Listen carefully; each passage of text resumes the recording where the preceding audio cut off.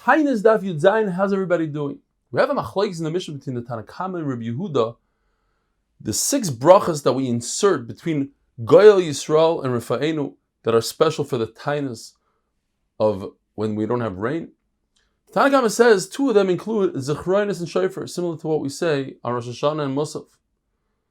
But Rabbi Yehuda argues and he says no, Zechroinus and Shofars are reserved only for Rosh Hashanah and once every 50 years in Yovel Yom Kippur, and if there's Chas v'Shalom a war, but not in Taanis, like Tanakama says. The 4th bracha, we end off Shemei Tefillah. The 5th bracha, we end up Shemei Tzaka. There are those who flip it around, and they say that the 4th bracha has Shemei Tzaka, and the 5th bracha has Shemei Tefillah. By Eliyahu it says Aneni Hashem Aneni, which could be a Tzaka.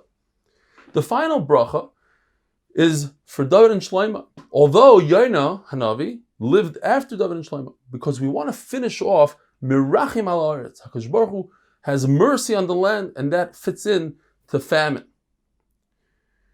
Also, David HaMelech and Shleima, they are the builders. They daven for Eretz Yisrael. They built a Beis HaMikdash, which is the main focus. According to Simchos, we finish off Mashpil Haramim.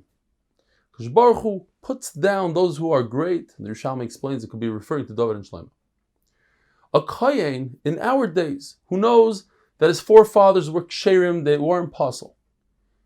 It's also for him to drink wine on the day that he knows that his forefathers would perform the avodah in the Beis HaMikdash, because we have to be concerned or be happy, look forward that the binyan Beis HaMikdash will happen right now today, and he doesn't want to be drunk when the Beis HaMikdash comes. Now, if he doesn't know exactly what day, but he knows the week in general, he knows the mishmeres, he doesn't know the Beis Av, he shouldn't drink the entire week.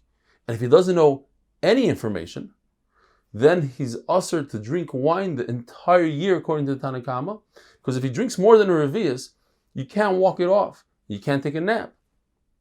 Another reason is because wine is mechalel da avodah. Wine passes, it disqualifies any avodah that he would do. But that's only wine. Therefore, a kohen who typically has to take a haircut every 30 days, if he has long hair, it's not a problem because that's not mechal the avodah. Even though, if a kohen has long hair and he performs the avodah, he's chayiv mis v'dei shomayim.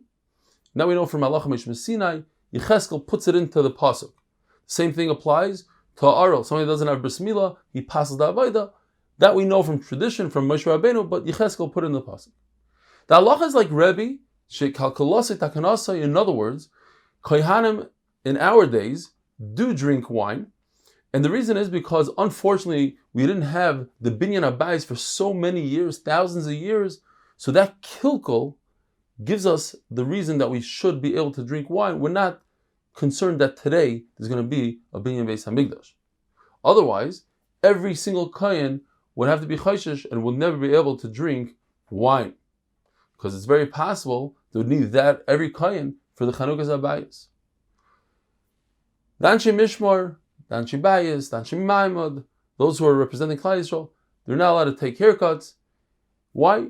Because if they would be allowed to take haircuts while they're in the Beis HaMikdash, they would walk into the Beis HaMikdash with unkempt hair, and we want them to come in nicely. A king, since it says that he should look good, a king should take a haircut every single day. A kohen gadol should take a haircut every Erev Shabbos, because that's when the new Mishmar comes in, and the new Mishmar should see the kohen gadol at his best. A regular kohen, he should take a haircut every 30 days, because we have Gzeir Shava from a Nazir. It says the word Yeh is Begematria 30, it's also on a Smachtabot, it's every 30 days. And therefore, it's also for the kohen to grow his hair long when he comes to the Beis HaMikdash. There are days that you're not allowed to even give a hesped by a levaya, and that is from Rosh Chodesh Nisan till the 8th of Nisan. And the reason is because that's when the Chachamim beat the Tzdukim. The Tzdukim held that when it comes to a carbon tamid, every individual can bring a carbon tamid. As a keves echot haseh b'boker, it seems like from the pasuk, even an individual, and they proved from the pasuk right before that it says a lashon rabbin tishmeru lahakriv, that the money for a carbon tamid comes from lishkas hagazes. It comes from the money of the tzibur. So Chachamim beat them and they made that into Yantav. You can't make a hesped. From Rosh Chodesh, the reason why it says Rosh Chodesh, even though Rosh Chodesh itself is a Yontif, to tell us that the day before is also Asr in a Hesped. Now, from the 8th day until after Pesach is also a Yontif. What's the Yontif? Because the Baitusim said that since it says in the pasuk Mimachar Shabbos, that means literally on Sunday. No, we count 49 days and then we do Shavuos. And the reason why we included Yontiv in the mix, to say that the day after Yontiv is also Asr. Now, when it comes to the Eraisa, like the Shabbos and Yontiv, that doesn't need a chizuk, but these are Yom Tovim, the Rabbanan, so we made a chizuk. The day after is also Asr and Hesped. Have a wonderful day.